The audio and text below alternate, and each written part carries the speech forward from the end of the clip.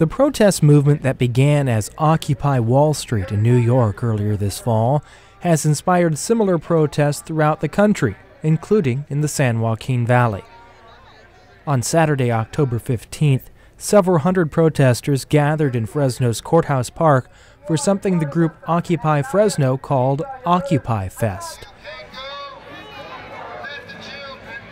As part of Valley Public Radio's ongoing series of on-the-street interviews with Valley residents, we asked some of the event participants what motivated them to attend the protest and their thoughts on politics and government. What inspired you to come out here today? Just to support the Universal Solidarity Movement, Occupy Wall Street, Occupy DC, let's Occupy Fresno. So we're here to show a little bit of support.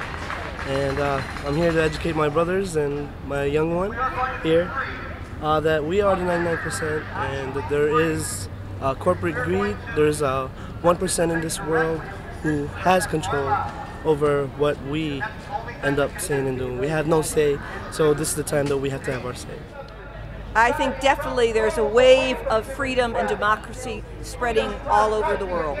And it started with one man in Tunisia who could not tolerate his life and incinerated himself, and he started everything. All across the world, it's happening, finally.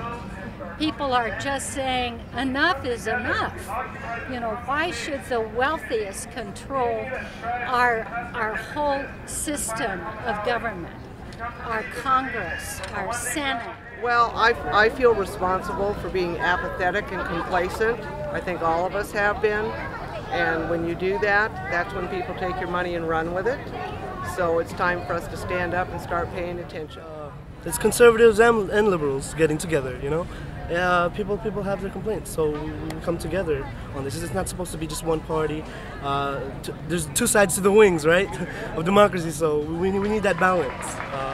And what I feel is coming about here is that these two wings are coming together finally to voice our voice. We need to get out there. Total transparency and where the money's going, who's getting it, where it's coming from.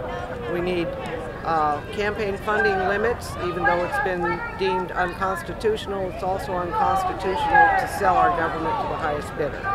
Something's got to be done. Tax the rich.